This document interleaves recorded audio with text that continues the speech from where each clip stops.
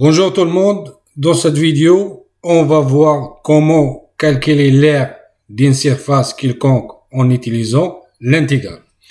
Si on vous demande de calculer l'aire d'une surface connue pour vous, comme par exemple rectangle, triangle, cercle, l'aire de ces surfaces, ils sont connus.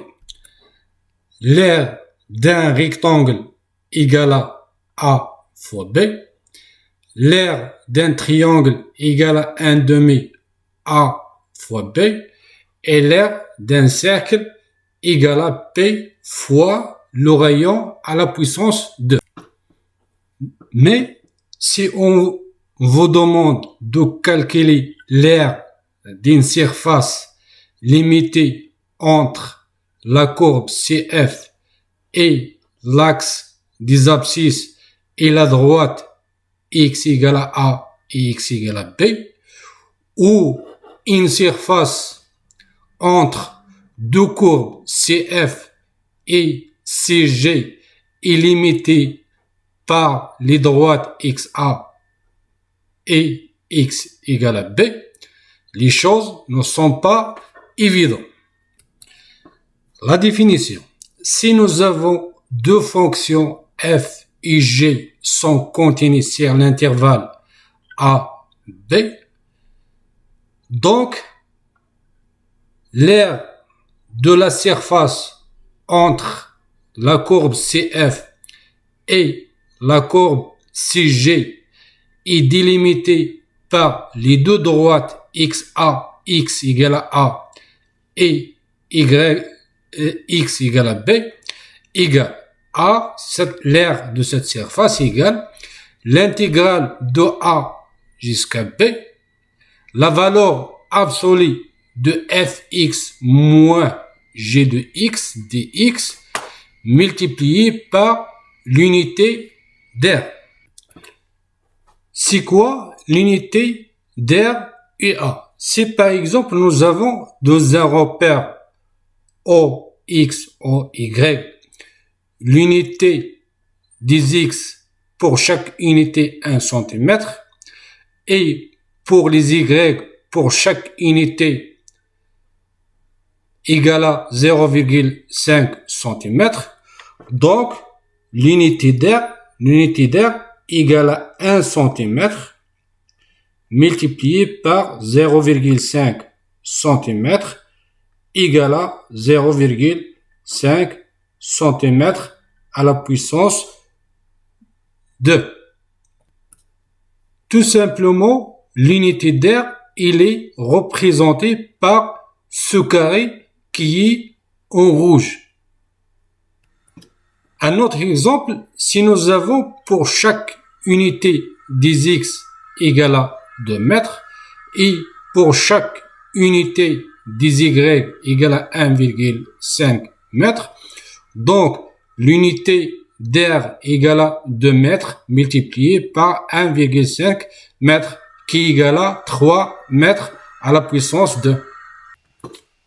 Pour appliquer cette définition qui permet de calculer l'aire d'une surface entre deux courbes CF et CG, on peut rencontrer 5 cas possibles. Le premier cas, on veut calculer l'aire d'une surface entre la courbe CF et l'axe des abscisses entre un intervalle où la fonction CF elle est positive. Le deuxième cas, on veut calculer l'aire d'une surface entre une courbe CF et l'axe des abscisses sur un intervalle où cette fonction elle est négative. Le troisième cas, on veut calculer l'aire d'une surface entre une courbe CF et l'axe des abscisses sur un intervalle où cette fonction il change de signe. Il est parfois négatif, il est parfois positif. Le quatrième cas, on veut calculer l'aire d'une surface entre deux fonctions CF et CG entre un intervalle où une fonction elle est supérieure à l'autre.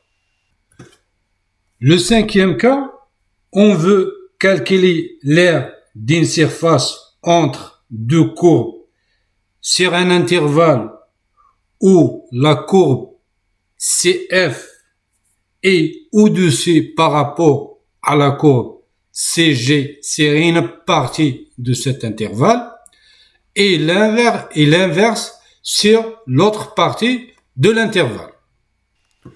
On va commencer par le premier cas qui joue le rôle de la fonction f, c'est la fonction fx égale à 0,5 x à la puissance 4 moins 8x à la puissance 2 plus 20 et qui joue le rôle de la fonction g, c'est gx égale à 0 puisque nous, on veut calculer la surface entre la courbe qui est en bleu et l'axe des abscisses. Donc, gx, il représente l'axe des abscisses. Donc, l'aire de la surface ici en rouge égale à A, c'est l'intégrale de moins 1 à 1. La valeur absolue de f de x, puisque gx égale à 0, dx, multiplié par l'unité d'aire. Nous avons aussi sur l'intervalle moins 1, 1, la fonction f, il est positif. Donc, la valeur absolue d'une valeur positive, c'est lui-même. Si nous avons la valeur absolue de 5, c'est 5. La valeur absolue de 10, c'est 10. Donc, la valeur absolue de f de x sur l'intervalle moins 1, 1, c'est f de x. On va remplacer f de x par son expression. Donc, l'aire qui est en rouge égale à l'intégrale de moins 1 à 1, 0,5 x à la puissance 4 moins 8 x à la puissance 2 plus 20 dx multiplié par l'unité d'aire. Nous avons la primitive de x à la puissance 4, c'est tout simplement x à la puissance 5 divisé par 5. Et la primitive de x à la puissance 2, c'est x à la puissance 3 divisé par 3. Et la primitive d'une constante, c'est 20x. Donc, l'aire égale à la primitive en remplaçant x par 1 moins la primitive en remplaçant x par moins 1. Donc, il va donner, ici si on remplace x par 1, il va donner 1, donc 0,5 divisé par 5 moins 8 divisé par 3 fois 1 plus 20 fois 1 moins 0,5 divisé par 5 moins 1 à la puissance 5 égale à moins. Ici, moins 1 à la puissance 3 égale à moins 1 avec ce moins, il va donner plus. Et ici, nous avons 20 fois moins 1 égale à moins 20. Si on fait le calcul, on va trouver que l'aire A égale à 523 divisé par 15, l'unité d'aire.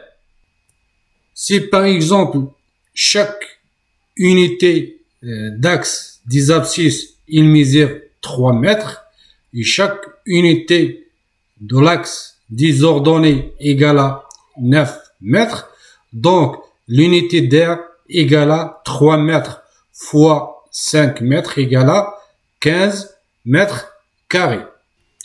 D'où l'aire A égale à cette valeur multiplié par l'unité d'air. Je vais simplifier ici par 15 et ici par 15. Donc, l'air A égale à 523 mètres carrés. Pour le deuxième cas, toujours on veut calculer l'air de la surface entre la courbe qui est en bleu et l'axe des abscisses sur l'intervalle moins 3, moins 2.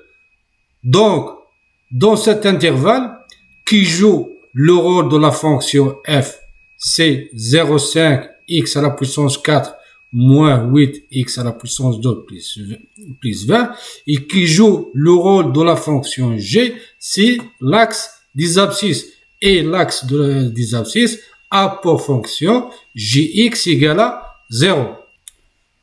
Donc, je peux écrire que l'air A égale à l'intégrale de moins 3 à moins 2 de la valeur absolue de f de x dx. Et puisque cette fonction elle est négative sur l'intervalle moins 3, moins 2, donc la valeur absolue d'une valeur négative, c'est l'inverse. Si nous avons la valeur absolue de moins 3, donc cette valeur, la valeur absolue de moins 3 égale à moins 3 qui égale à 3. Donc, la valeur absolue de f de x, c'est moins f de x. Je peux sortir ce moins de l'intégrale. D'après le premier cas, la primitive de f de x égale à 0,5 divisé par 5 à la puissance x à la puissance 5 moins 8 divisé par 3 x à la puissance 2 plus 20 x. Donc, l'air A égale à moins la primitive en remplaçant x par moins 1 moins la primitive en remplaçant x par moins 3 multiplié par l'unité d'air. Si on fait le calcul par la calculatrice, on va trouver A égale à 9,5667 l'unité d'air.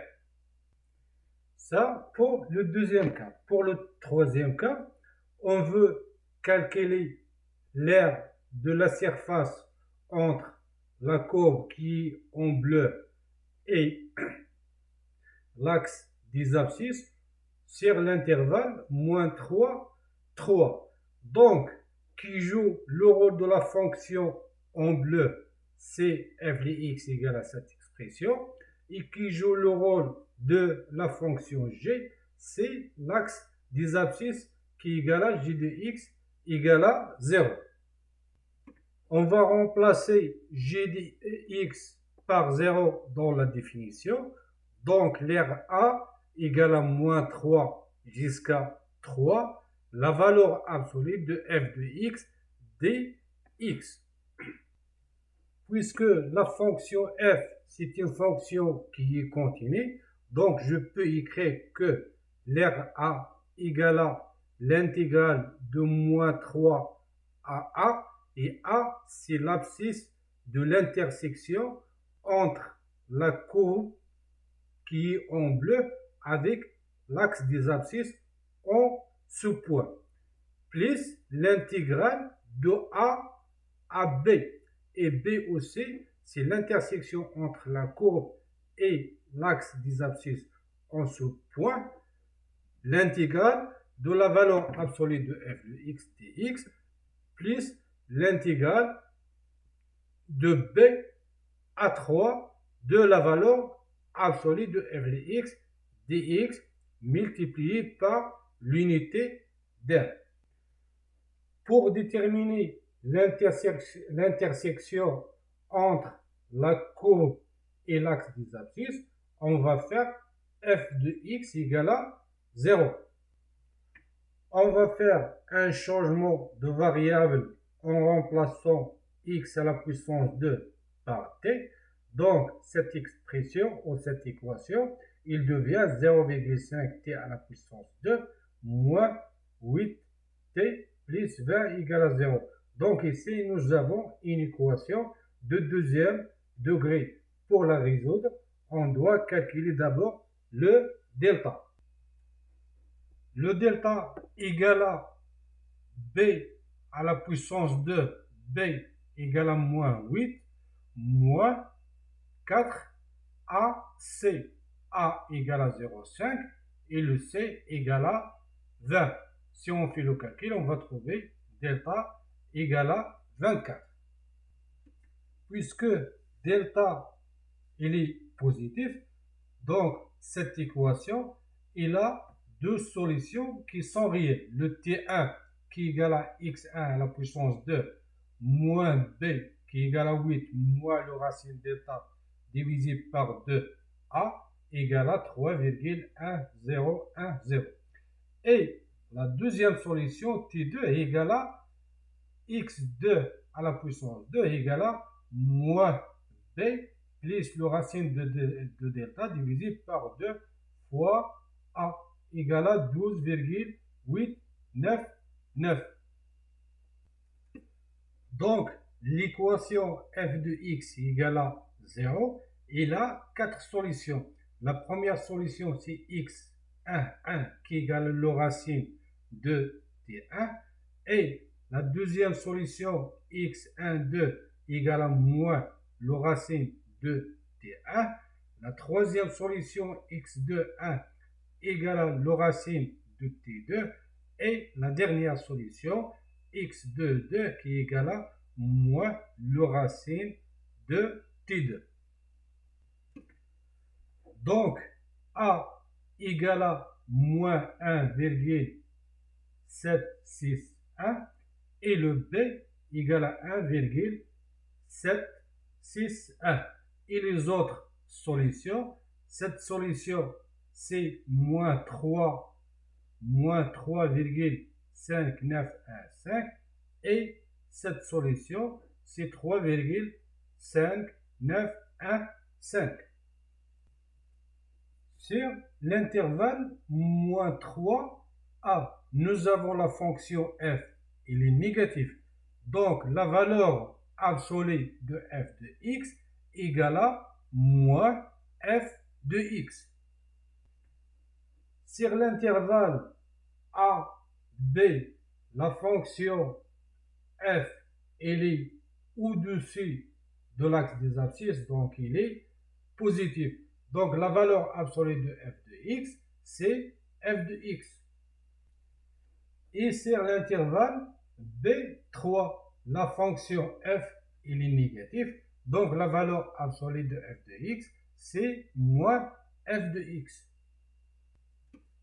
Si on pose grand f de x, une primitive de f de x qui est égale à 0,5 divisé par 5, x à la puissance 5, moins 8 divisé par 3, x à la puissance 3 plus 20, x.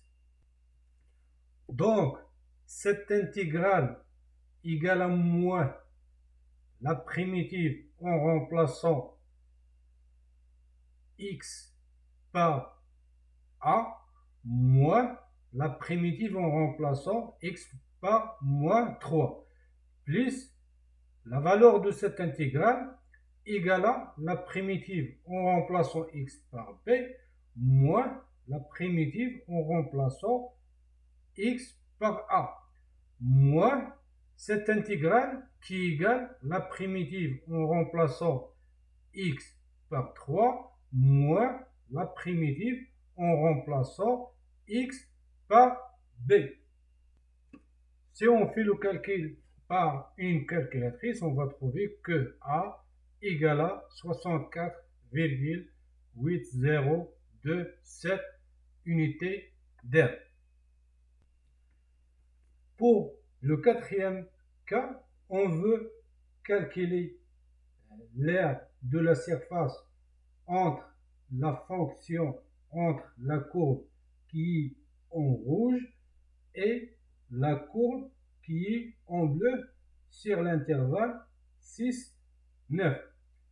La courbe qui est en rouge, c'est la fonction f de x égale à x à la puissance 2. Et la courbe qui est en bleu, c'est une droite qui est égale à j de x égale à x plus 30. Puisque sur l'intervalle 6, 9, nous avons la fonction f, elle est au-dessus de la fonction g.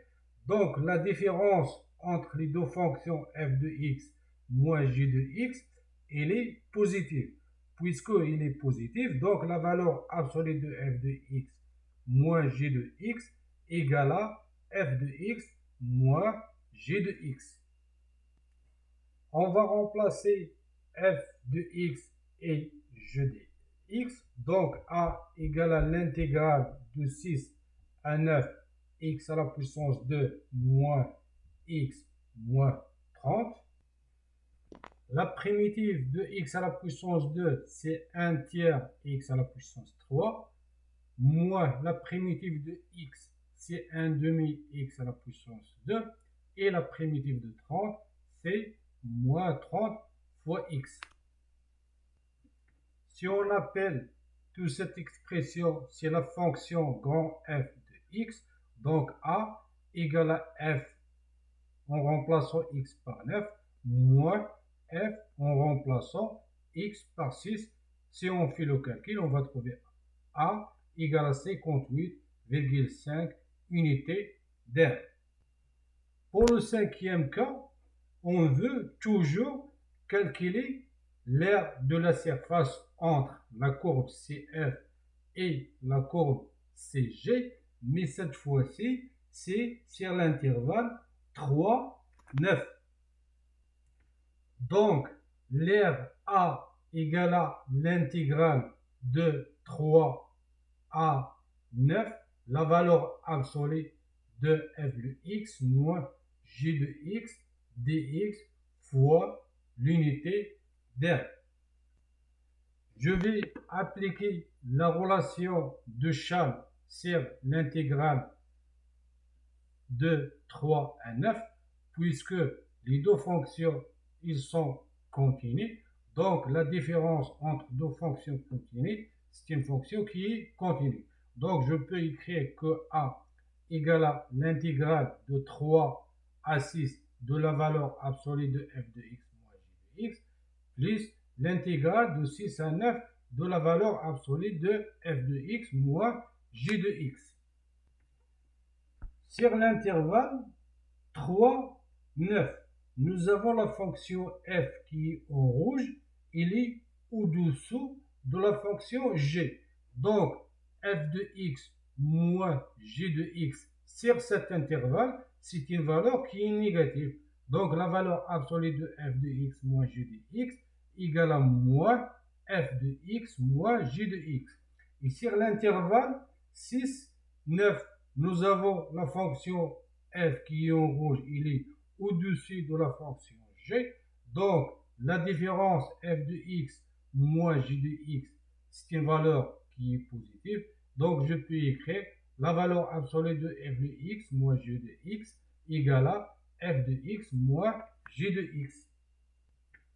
Donc, a égale à moins la valeur de cette intégrale qui est égale à f grand F qui est la primitive de petit f moins g égale à grand F 6 moins f 3 plus la valeur de cette intégrale qui est f 9 moins f 6.